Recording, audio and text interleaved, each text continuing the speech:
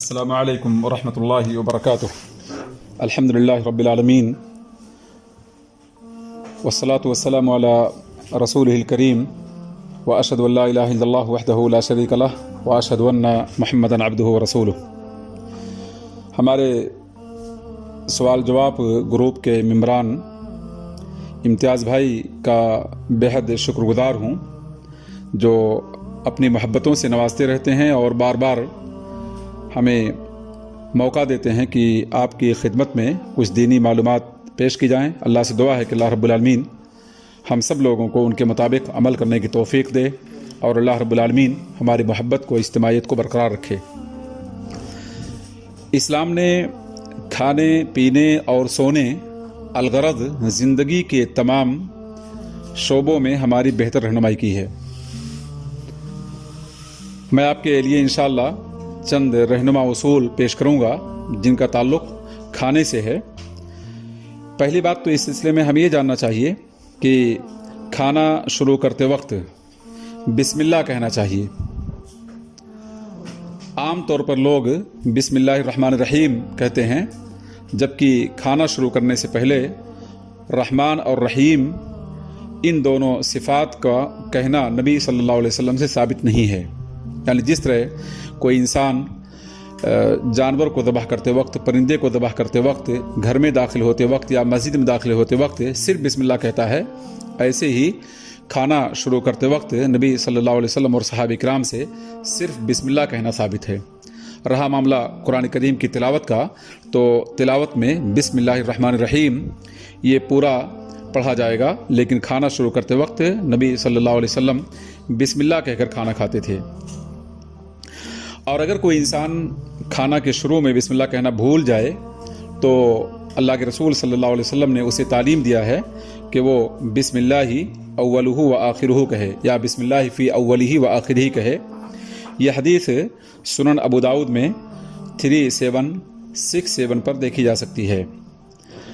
دوسری بات اس سلسلے میں یہ ہے کہ صرف داہنے ہاتھ سے کھایا اور پیا جائے، یعنی بائیں ہاتھ سے کھانا اور پینا یہ دونوں اعمال شیطانی عمل قرار دیے گئے ہیں۔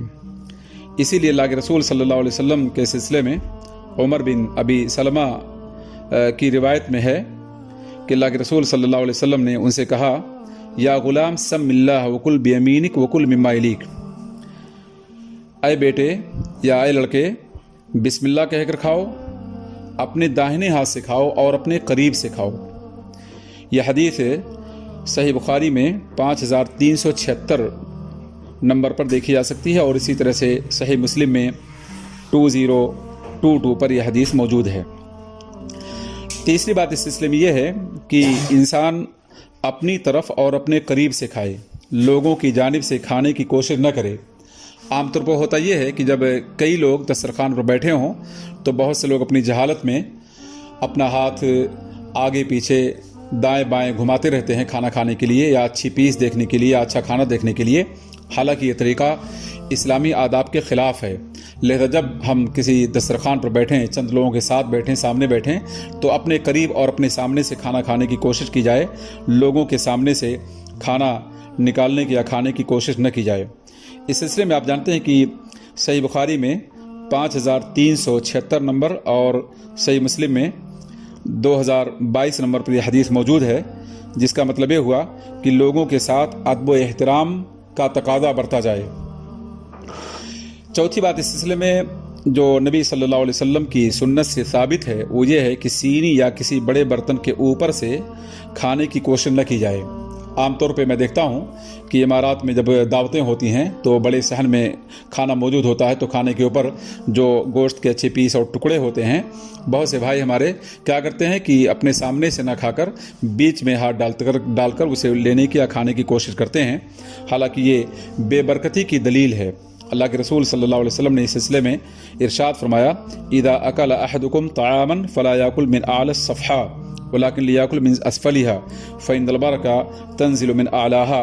یہ حدیث سنن ابو داؤد میں 3772 نمبر پہ موجود ہے، جس کا مطلب یہ ہوا جب بھی تم میں سے کوئی انسان کھانا کھانے کی کوشش کرے تو اسے چاہیے کہ سینی یا برتن کے اوپر سے کھانا نہ کھائے۔ बल्कि नीचे से खाने की कोशिश करे, क्योंकि बरकत ऊपर के हिस्से से नाजिल होती है, इसलिए हमें इसका ख्याल करना चाहिए।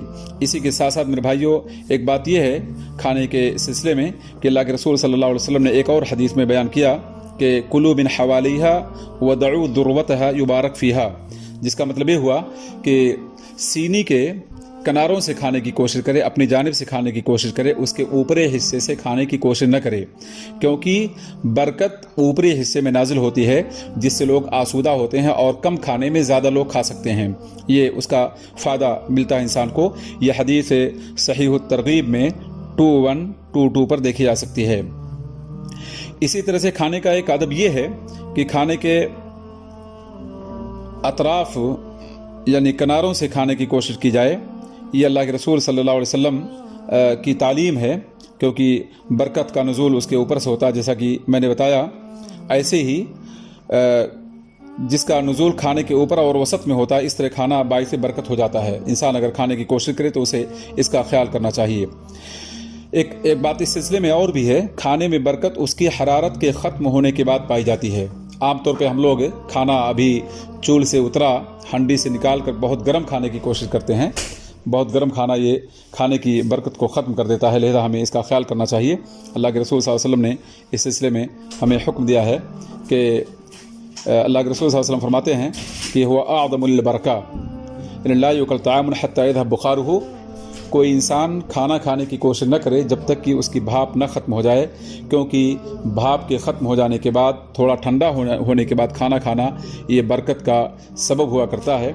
यह हदीस इमाम बैहक़ी रहमतुल्लाह की सुनन कुबरा में 7वीं जिल्द के 280 पेज पर और इरवाउल गलील में 1978 पर देखी जा सकती है। इस तरह खाने में बरकत और जिस्मानी सेहत की पायदारी और सलामती पाई जाती है, जो दर्ज झेल है।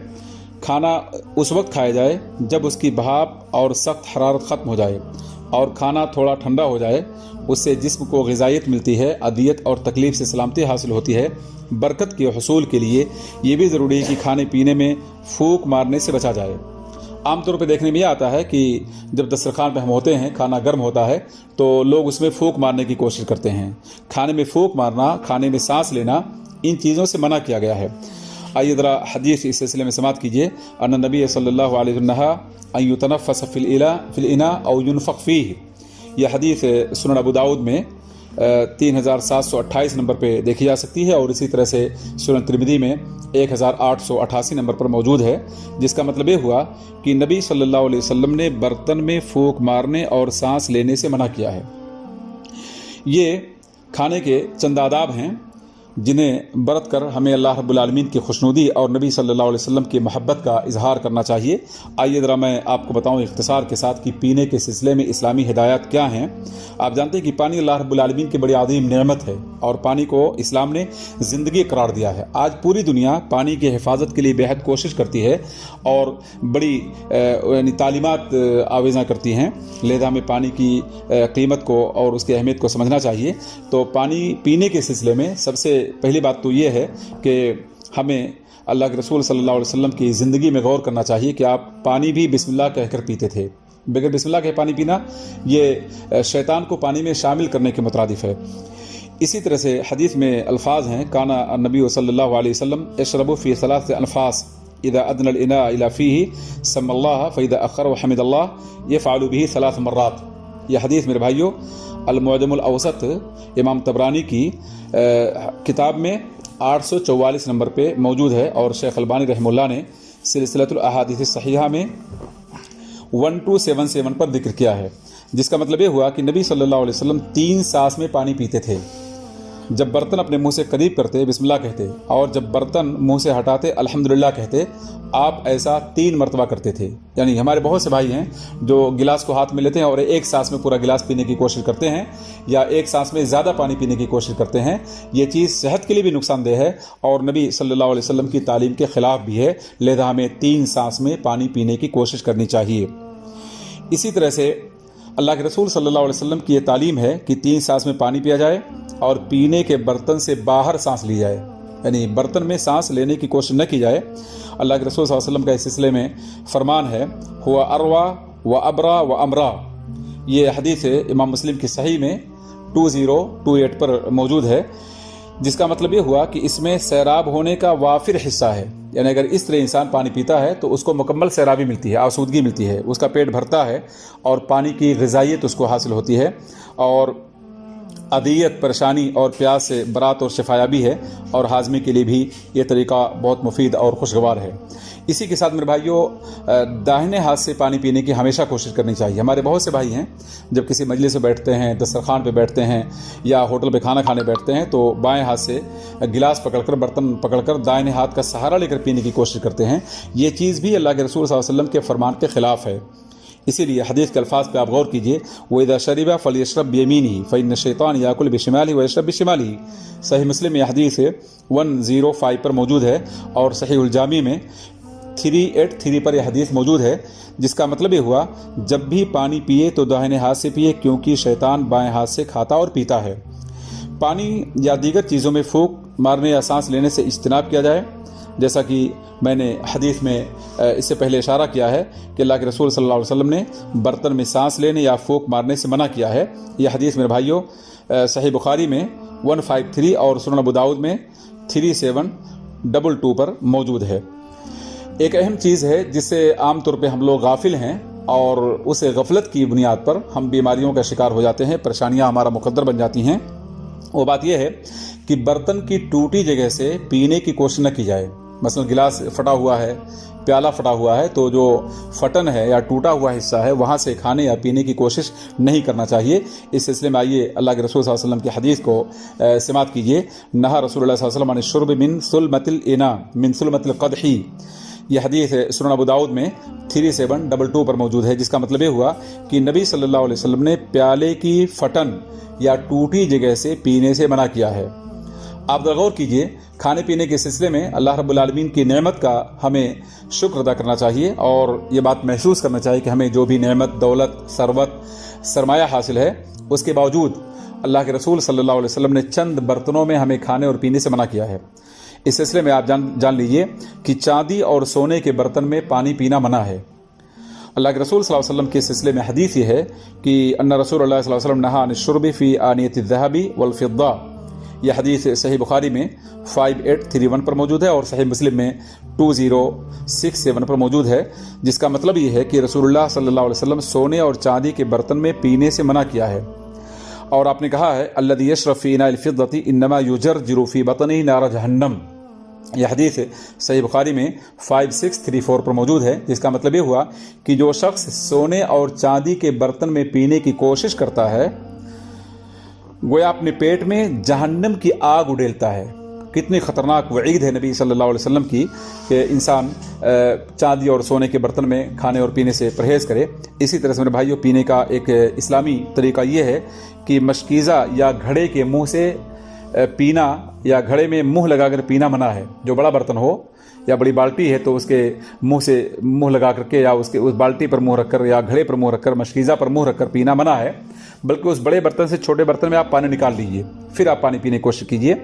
اس سلسلے میں اللہ کے رسول صلی اللہ علیہ وسلم کی حدیث ہے نہا رسول اللہ صلی اللہ علیہ وسلم عن الشرب من فی القربہ او السقاء۔ یہ حدیث سنن ترمذی میں 1892 پر دیکھی جا سکتی ہے، جس کا مطلب یہ ہوا کہ نبی صلی اللہ علیہ وسلم نے مشکیزہ یا گھڑا کے منہ سے پینے سے منع کیا ہے۔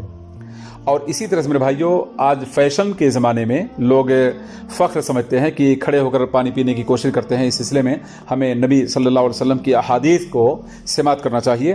ان رسول اللہ صلی اللہ علیہ وسلم نہا ان یشرب الرجل قائما۔ صحیح مسلم میں حدیث 2025 پر دیکھی جا سکتی ہے، جس حدیث کا معنی یہ ہے کہ نبی صلی اللہ علیہ وسلم نے منع کیا ہے کہ آدمی کھڑے ہو کر پانی پیے۔ اسی طرح سے میرے بھائیوں، ہماری یہ غلطی کھانے پینے کی چیزوں میں یہ ہوتی ہے کہ ہم پانی کو کھلا چھوڑ دیتے ہیں، کھانے کو کھلا چھوڑ دیتے ہیں، جبکہ اسلام نے ہمیں اس سے منع کیا ہے۔ آئیے ذرا اس سلسلے میں اللہ کے رسول صلی اللہ علیہ وسلم کی حدیث کو سنیں کہ آپ نے فرمایا غطوا الاناء واوقوا السقاء۔